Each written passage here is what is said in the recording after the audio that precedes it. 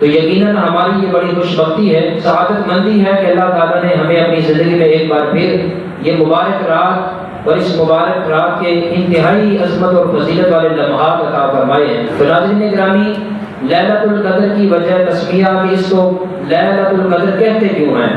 لیل یہ عربی زبان میں رات کو کہتے ہیں، اور لفظ قدر اس کے چند ایک معنی کیے جاتے ہیں۔ قدر کا معنی عزت بھی ہے، قدر کا معنی تکریم بھی ہے، قدر کا معنی تعظیم بھی ہے، اور قدر کا معنی منزلت بھی ہے۔ تو اللہ تعالیٰ نے اس رات کو لیلۃ القدر اس لیے کہا کہ اس رات میں اللہ تعالیٰ نے اپنی سب سے زیادہ قدر والی کتاب، بولیے ذرا، سب سے زیادہ قدر والی کتاب، سب سے زیادہ مرتبے والی کتاب، سب سے زیادہ عزت اور شان والی کتاب جو قرآن مجید ہے، اس کتاب کو سب سے بڑی قدر والے نبی، سب سے زیادہ عظمت والے نبی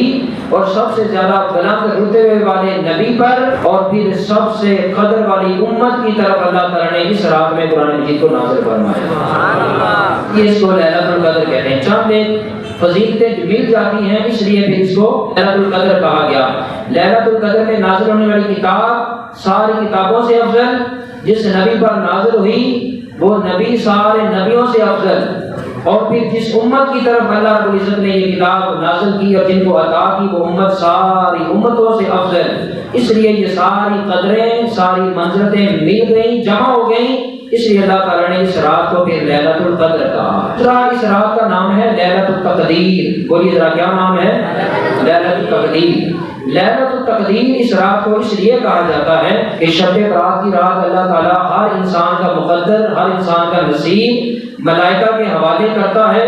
اور انہیں فرماتا ہے کہ فلاں فلاں بندے کی قسمت میں یہ لکھ دیا جائے، فلاں کے نصیب میں یہ لکھ دیا جائے، فلاں کے نصیب میں یہ لکھ دیا جائے۔ اس رات جو مقدر اور جو نصیب اللہ تعالیٰ ترتیب دلواتا ہے، آج کی اس رات میں جو انسان، جو بندہ اللہ کی بارگاہ میں آ کر جھکتا ہے، آنسو بہاتا ہے، توبہ کرتا ہے، گریہ زاری کرتا ہے، اپنی غلطیوں اور خطاؤں پر اللہ کے حضور توبہ کرتا ہے، تو اس توبہ اور خطا کے صدقے سے اللہ تعالیٰ اس کی لکھی ہوئی تقدیر کو بدل کر بہتر فرما دیتا ہے، اس لیے اس کو لیلۃ التقدیر کہا جاتا ہے۔ کہ خود ہی اللہ نے فرمایا تنزل الملائکۃ والروح، اس رات کے اندر فرشتے بھی نازل ہوتے ہیں، حضرت جبریل بھی آتے ہیں۔ تو چونکہ سارے فرشتے اللہ کے مقرب ہیں، اللہ کے اولو العزم ہیں، تو اس رات کے اندر اللہ تعالیٰ ساتوں آسمانوں کے فرشتوں کو بھی، بیت المعمور کے فرشتوں کو بھی، عرش معلیٰ کے فرشتوں کو بھی، بارگاہ الوہیت میں مقربین جو فرشتے ہیں ان کو بھی، حتیٰ کہ اللہ رب العزت جنت کے سارے فرشتوں کو حکم نازل فرماتا ہے کہ اس رات زمین پر اتر جاؤ۔ اب سوال پیدا ہوتا ہے کہ وہ فرشتے زمین پر آ کر کرتے کیا ہیں؟ تو رب العزت نے فرمایا کہ جب وہ زمین پر آتے ہیں تو شرق سے لے کر غرب تک، شمال سے لے کر جنوب تک، پوری روئے زمین پر جہاں جہاں بھی اللہ کا ذکر ہو رہا ہوتا ہے وہ سارے فرشتے اللہ کے اس ذکر کی محفل میں آ کر بیٹھ جاتے ہیں۔ نعرہ تکبیر، نعرہ رسالت، نعرہ حیدری۔ تو حاضرین محتشم، یہ انسان جو اپنی زندگی میں گناہ بھی کرتا ہے، خطائیں بھی کرتا ہے، بہت ساری شریعت کی اس سے خلاف ورزی بھی ہو جاتی ہے، حقوق اللہ اور حقوق العباد کی پامالی بھی وہ کرتا ہے، وہی انسان زندگی کے کسی بھی لمحے میں، زندگی کے کسی بھی موڑ میں اگر اللہ کی بارگاہ میں آ جاتا ہے، اپنی غلطیوں پر، اپنی خطاؤں پر، اپنی ہونے والی ندامتوں پر اگر ایک آنسو وہ شرمندگی کا بہا لیتا ہے، توبہ کرتا ہے، گریہ زاری کرتا ہے اور اللہ کے حضور توبہ استغفار کرتا ہے، تو اللہ رب العزت آسمان کے فرشتوں کو حکم دیتا ہے، بالخصوص لوح محفوظ کا پر جو مقرر اور متعین کیے گئے فرشتے ہیں ان کو اللہ تعالیٰ حکم جاری فرماتا ہے کہ چونکہ اب سے پہلے یہ گناہ گار تھا، اب سے پہلے یہ مجرم تھا، اب سے پہلے یہ خطا کار تھا، اب سے پہلے یہ میرا نافرمان تھا،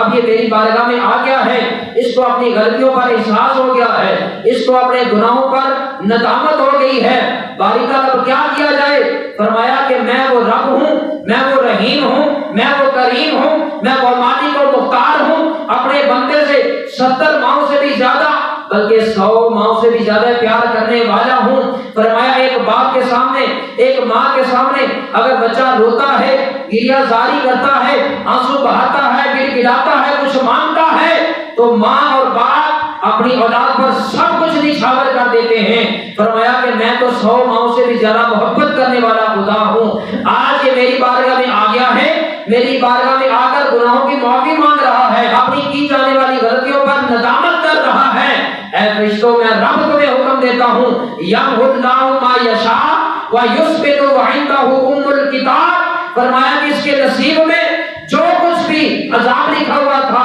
فرمایا کہ وہ سارے کے سارے عذاب کو ثواب میں بدل جاؤ, اور اس کی ساری خطاؤں کو نیکیوں میں بدل جاؤ, اور اس کے بعد اس کو اہل جہنم کی لسٹ سے نکال کر اہل جنت میں اس کا نام درج کر دیا,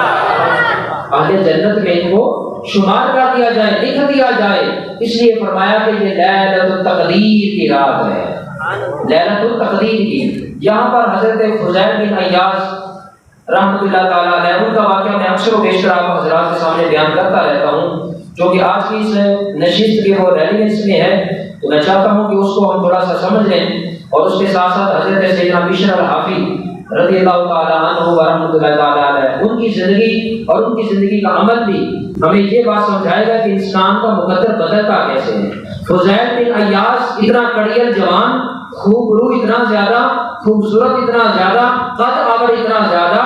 کہ جس محلے اور بازار سے گزرتا ہے محلے کی خواتین دیکھتی ہیں. حسن و جمال اللہ نے اتنا عطا فرمایا, اور عیاشی کی زندگی بسر کرنے والا, موج مستی میں زندگی بسر کرنے والا, اور حسن دنیا کے اندر بھی مصروف ہے. نہ اللہ کی یاد ہے, نہ آخرت کی فکر ہے, اور نہ حساب و کتاب کی کوئی فکر ہے. دن بھی رات بھی پرکشش انداز میں گزرتے ہیں. کڑیل نوجوان ہے, کوئی فکر آخرت نہیں, نہ مرنے کی فکر, نہ قبر کی فکر, نہ حساب و کتاب کی فکر, نہ اللہ کی بارگاہ میں حاضری کی فکر. بس دنیا ہے, دنیا کی موج مستی ہے. اللہ نے حسن دیا تھا, جوانی دی تھی, جمال تھا, روب تھا, کمال تھا, سب کچھ تھا. اگر نہیں تھا تو اعمال صالحہ نہیں تھے, نیک اعمال نہیں تھے, فکر خدا نہیں تھی, خوف خدا نہیں تھا, خشیت الہی نہیں تھی, اپنی آخرت کے انجام سے بالکل لاپرواہ تھا. تو رب کائنات نے چاہا کہ اس فضیل کی زندگی کو بدل دیا جائے, اس کے مقدر کو بدل دیا جائے, اس کے نصیب کو بدل دیا جائے, اور اس کو دنیا کی لذت, دنیا کے حسن, دنیا کے عشق سے نکال کر اسے جمال الہیہ کے اندر گرفتار کر دیا جائے. اس کو اپنی زندگی کا احساس دلا دیا جائے. یہ مقصد کیا ہے, دنیا میں آیا کس لیے ہے, اس کو وہ صراط مستقیم کے راستے پر چلا دیا جائے. تو حاضرین گرامی قدر, وہ فضیل بن عیاض, رات کی تاریکی ہے, سردی کا موسم ہے, ٹھٹرتی ہوئی رات ہے, اپنے گھر سے نکل کر قریب کی آبادی میں اپنی اس پر معشوقہ کے گھر میں ملاقات کی غرض سے جاتا ہے. دیوار کے ساتھ ٹیک لگا کر ساری رات انتظار کرتا رہا. سردی کی رات, ٹھٹرتا رہا, کامتا رہا, لیکن لذت دنیا نے, محبت دنیا نے, شوق دنیا نے, حسن دنیا نے, اور نفس کی خواہش نے سردی کے اندر تو کھڑے رہنے پر مجبور کیا. لیکن مقصد مراد پوری نہ ہوئی. وہ محبوبہ دنیا گھر سے باہر نہ نکلی, مراد پوری نہ ہوئی. جس مقصد کے لیے گیا تھا وہ مقصد پورا نہ ہوا.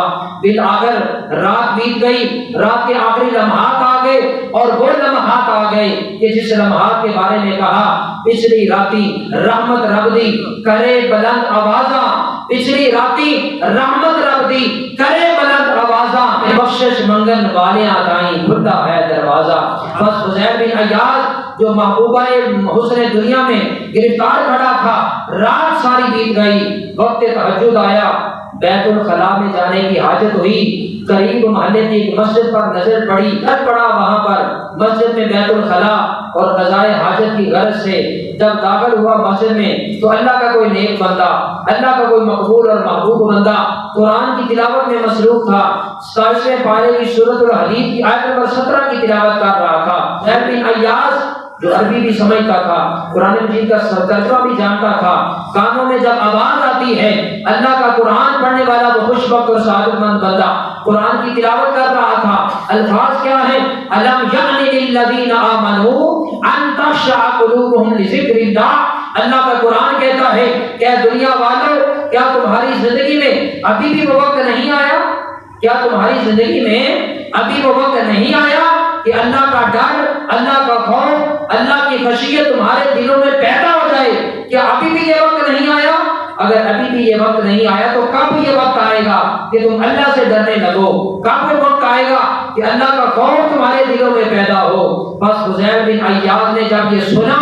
تو دل کی دنیا بدل جاتی ہے، اسی وقت وضو کرتے ہیں، اسی مسجد میں داخل ہوتے ہیں، سجدے میں سر رکھتے ہیں، اللہ کے حضور معافی مانگتے ہیں کہ باری تعالیٰ میں نے بہت خطائیں کی، بہت گناہ کر دیے، تیری بہت نافرمانی کر دی، حسن دنیا میں گرفتار ہو گیا، تو نے اتنا خوبصورت حسن دیا، اس کا شکر ادا نہ کر سکا، اتنی کڑیل جوانی دی، وہ جوانی دنیا کی موج مستی میں ضائع ہوتی رہی، باری تعالیٰ تو نے دنیا کی ہر نعمت دی لیکن میں ہی بھولا رہا، آج میں تیری بارگاہ میں آیا ہوں، آج تیری بارگاہ میں آ کر گریہ زاری کرتا ہوں، معافی طلب کرتا ہوں، باری تعالیٰ اس گناہوں کی معافی کی درخواست ہے۔ تو میرے رب نے فرمایا کہ اے فضیل آج اس بادشاہ کے در پہ آیا ہے کہ جس بادشاہ کے در پہ آنے والا کبھی خالی دامن نہیں جاتا ہے۔ فرمایا کہ فضیل میری وہ رحمت، میرا وہ کرم، میرا وہ فضل، میری وہ عطا، میری وہ عنایت جب کسی بندے پر ہونا چاہتی ہے تو میری وہ رحمت، میرا وہ فضل سابقہ گناہوں کو نہیں دیکھتا، میرا وہ فضل تو بندے کی شرمندگی اور ندامت کے آنسوں کو دیکھتا ہے۔ اب تو نے شرمندگی اور ندامت کے آنسو بہا دیے ہیں، فرمایا مجھے رب ذوالجلال ہونے کی قسم اب تیری زندگی کی ساری خطائیں بھی معاف ہیں۔ اے فضیل اب تو میری بارگاہ میں آ کر جھکا ہے، آج کے بعد تجھے وہ مقام عطا کیا جاتا ہے کہ قیامت تک دنیا تیرے مقام پر رشک کرتی رہے۔